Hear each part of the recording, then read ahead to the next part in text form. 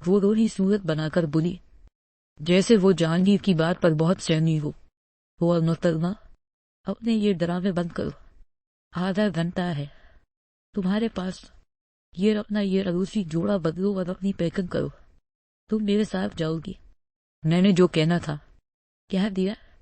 अब मेरे इसके आगे कोई सवाल न सुन। उसने अरूसी जोड़े पर जोर देते हुए लहजे में दहशत और वसा पैदा करते हुए कहा, मुझे नहीं जाना। अनुशे ने आंखों ने आंसू तक भर लिए। ये देखकर जहांगीर को जरा सुकून हुआ। वो उसे रुलाना ही तो चाहता था। अनुशे ने कुछ देर तक इससे यही बहस जारी रखी और आखिर शिकस्त तस्लीम करने का नाटक करते हुए अपनी मिर्ची संभालती वार्डरोब की तरफ बढ़ने लगी और वहां से एक आरामदार सा दरीज निकालकर वॉशरूम की तरफ बढ़ी। वहां कहाँ जा रही वो? जहांगीर तेजी से चलकर उसके पास आया, अपना अरूसी जोड़ा चेंज करने। अनुशे का अंदाज फफा और मजबूबाना था।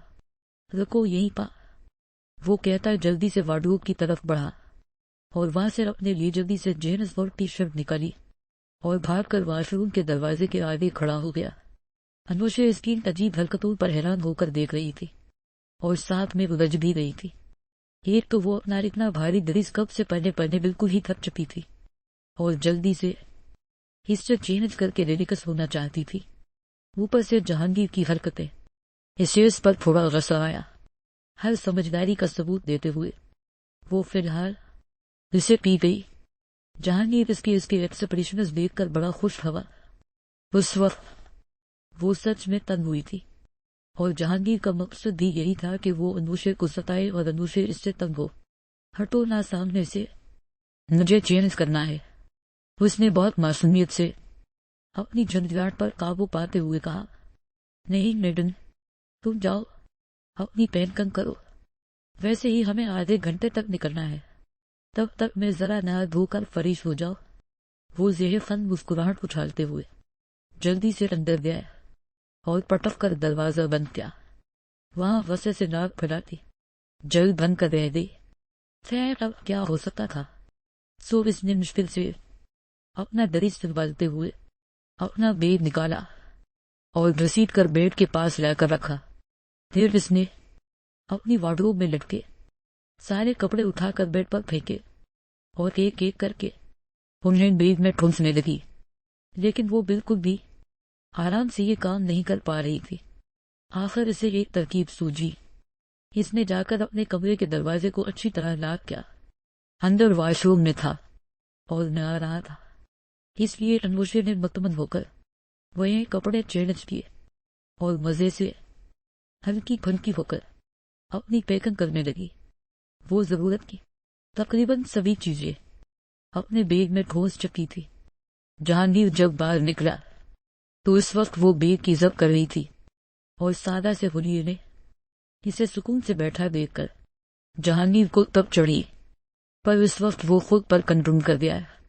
वो वैसे भी शीशे के सामने खड़ा अपने बाल बना रहा था और नजरें दाएं बदाएं बेड पर बैठे इस वजूद का मुहासरा कर रही थी जो वहां सुकून से बैठी जल्दी जल्दी हाथ चलाते हुए मेकअप से मेकअप हटाने में मशगूल थी। इसके चेहरे का सुकून जहांगीर को बड़ी तरह खुल रहा था, क्योंकि इसके हिसाब से तो उसे बहुत उदास और बेचैन होना चाहिए। आखिर वो उसकी मर्जी के खिलाफ उसे साथ लेकर जा रहा था। उसने अपने इस ख्याल को वन समझते हुए झटका और इसकी तरफ पलटकर चलने को बोला। वो जल्दी से उठी। 2 मिनट रुको, मैं जरा अपना मुंह धो आऊं, अनुशे ने कहा और पूरे 10 मिनट बाद मुंह को तोड़िए से आहिस्ता आहिस्ता खुश्क करती हुई जहांगीर के सामने आकर खड़ी हुई। अब मैं बिल्कुल रेडी हूँ, चलो उठो चलते हैं, अनुशे सादगी से बोली। और जहांगीर वसीर ने सरकता हवा उसे देख रहा था। कहाँ उसने आधे घंटे का वक्त दिया था और कहाँ इन सब चक्रों में 1.5 घंटा गुजर गया है। वो वसे से तन फन करता अपने बेग का हैंडल बाहर निकालकर इसे घसीटता हवा कमरे से बाहर निकला। ये अपना बेग खुद उठाकर लाना, वो ऊंची आवाज में चढ़कर कहते हुए वहां से जाने लगा। और अनुशे निचल कर रह दे, है ना, खड़ोस कहेगा। शर्म नहीं आती? बीड़ी से बोझ उठवाते हुए उसने दिल ही दिल में जलकर कहा और अपनी नाजुक सी जान को मुसीबत में डालती जहांगीर के हुक्म की तामीर करती इसके पीछे चली।